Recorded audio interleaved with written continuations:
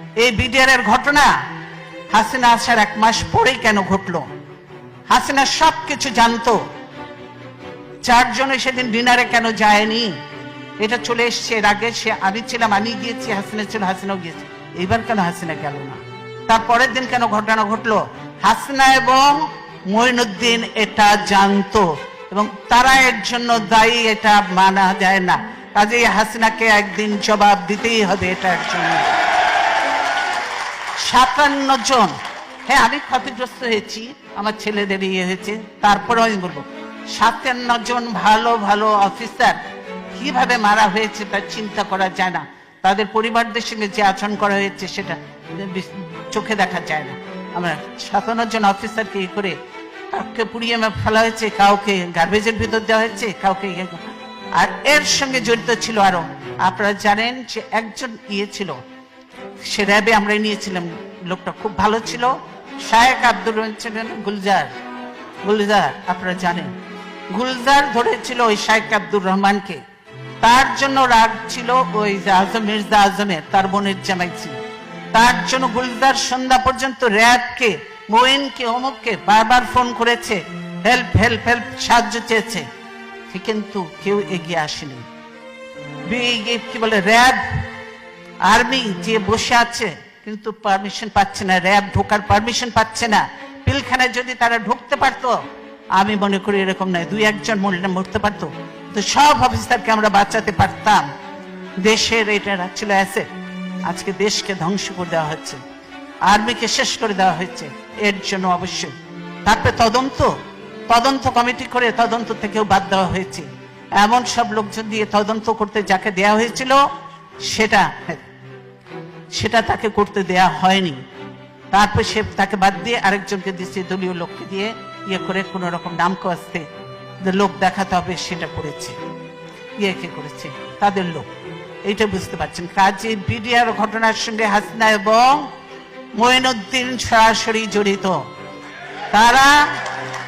তারা এদেরকে নিয়ে একসঙ্গে শেরাটন হোটেল থেকে খাওয়া এনে খেয়েছে। তাদের যে তখন একজন ছিল, কি ডিডি ছিল না কি ছিল, কি না, তৌহিদ তখন কোথায় ছিল? হাসিনার ওখানে ছিল না? নিজের পরিচয় দিয়ে গেছে, একসঙ্গে খাওয়া দাওয়া করেছে, সবকিছু করেছে, ভালো কাজ করেছে, বাবা দিয়ে পাঠিয়ে দিচ্ছে। এই হলো অবস্থা। কাজে শুধু এই ঘটনা নয়, হাসিনা অনেক কিছুর সঙ্গে জড়িত। এবং বর্তমানে যে জঙ্গি তোলা হচ্ছে বিদেশিদেরকে ভয় দেখানোর জন্য, যে এই দেখো আমি ক্ষমতা থেকে গেলেন এই দেশে জঙ্গিদের উত্থান হবে, এই দেশে এইভাবে মানুষ হতে হবে, এই হবে। সেই জন্য তারেক বলেছে, আমি আর বলবো না, এই যে বলেছে, আমি শুধু ছবিটা দেখাতে চাই, অ্যালার্মিং কথাটা, অ্যালার্মিং, হ্যাঁ ছবি দিয়েছে, মানব ছবি, বুঝেছেন? বলছে কি, সিজারকে গুলি করা হয় কাছ থেকে, বন্ধ ছিল সড়ক বাতি বন্ধ ছিল কেন? তার জন্য দায়ী কি বিএনপি? সরকার দায়ী হতে হবে। কেন ছিল? ডিপ্লোম্যাটিক এরিয়া ওটা, সেখানে বাতি বন্ধ থাকার কথা নয়, বাতি বন্ধ থাকা। আর এখানে জড়িয়ে দিল বিএনপি, সেই আমাদের কাইয়ুমকে জড়িয়ে দিল, যে কাইয়ুম মোটেই না। এই হলো মিথ্যা। হাসিনা মিথ্যা কথা বললো, মানে প্রতিনিয়ত হাসিনা মিথ্যা কথা বলছে এবং মানুষের উপরে অত্যাচার চালাচ্ছে। তাই আমরা বলতে চাই, আল্লাহ আছেন, আল্লাহ অবশ্যই দেখছেন, আল্লাহ বিচার করবেন। সাংবাদিক আজকে মাহমুদুর রহমান জেলে অপরাধবিহীন, তারপর সাগর রুনির কোনো বিচার আজ পর্যন্ত হয়নি। শওকত মাহমুদ জেলে, প্রেস ক্লাব আজকে আওয়ামী লীগের দখলে। এখন সুপ্রিম কোর্ট বারও দখলের চেষ্টায় আছে, বার কাউন্সিল তো কোন রকম করেছে, ওটা নিয়েও একটা ভেজাল লেগে আছে। এই হলো অবস্থা। সব দলীয়করণ, দখলীকরণ চলছে, জমি জায়গা থেকে আরম্ভ করে। সেই বাংলাদেশ এখন মুসলমান, হিন্দু, বৌদ্ধ, খ্রিস্টান কোন ধর্মের মানুষ নিরাপদ নয়। এবং যত দুর্ঘটনা ঘটছে তার সঙ্গে হাসিনা এবং আওয়ামী লীগ সরাসরি জড়িত, এবং তার পুলিশ বাহিনী, পুলিশ এবং র্যাব এরা জড়িত। তাই আমি বিদেশিদের কাছে আহ্বান করব, এই র্যাবের ইউএন মিশন বন্ধ করতে হবে, র্যাবকে বন্ধ করে দিতে হবে।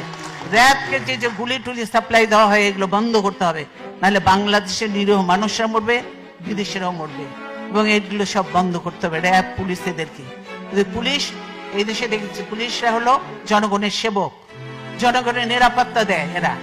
অথচ বাংলাদেশের পুলিশ জনগণকে ধরে নিয়ে যে ঘুষ নেয়, না হলে গুলি করে হত্যা করে জঙ্গলে ফেলে দেয়। এই হলো বাংলাদেশের পুলিশের অবস্থা। কাজেই আমরা খুব একটা খারাপ সময়ের মধ্যে দিয়ে বাংলাদেশ যাচ্ছে। আমরা অত্যন্ত কষ্টের মধ্যে আছি। তারপরেও আমি এতদিন গণতন্ত্রের জন্য সংগ্রাম করেছি, এখন অনেক বয়স হয়েছে, তারপরেও বিশ্বাস আছে, আস্থা আছে, আল্লাহর উপর বিশ্বাস আছে এবং আল্লাহর রহমত আছে। গণতন্ত্রের শেষ লড়াই পর্যন্ত আমি চালিয়ে যাব এবং দেশে গণতন্ত্র প্রতিষ্ঠা করে, গণতন্ত্র পুনঃপ্রতিষ্ঠা করে ইনশাআল্লাহ তারপরে দেখা যাবে আল্লাহ যা কপালে লিখছে তাই হবে। তাই আমি আপনাদেরকে অনেকদিন পর দেখা হলো, আবার কবে দেখা হবে জানি না, কিন্তু বলতে চাই আপনার প্রবাসে থেকে বাংলাদেশে কারো কথা বলার কোনো সুযোগ নয়। কোন সাংবাদিক কিছু লিখতে পারে না, ধরে নিয়ে চলে যাবে, মামলা দিয়ে জেলে ভরে দিবে, কেউ পারে না।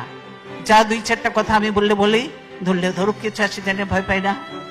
প্রবাসে আপনারা আছেন এবং আপনারা কিছু কথাবার্তা বলবেন, টকশো, এখন টকশোতে যেতে পারে না, আপনারা কথাবার্তা বলবেন, আপনারা লেখালেখি করবেন, আপনারা একটু জানাবেন, সেটাই করতে হবে।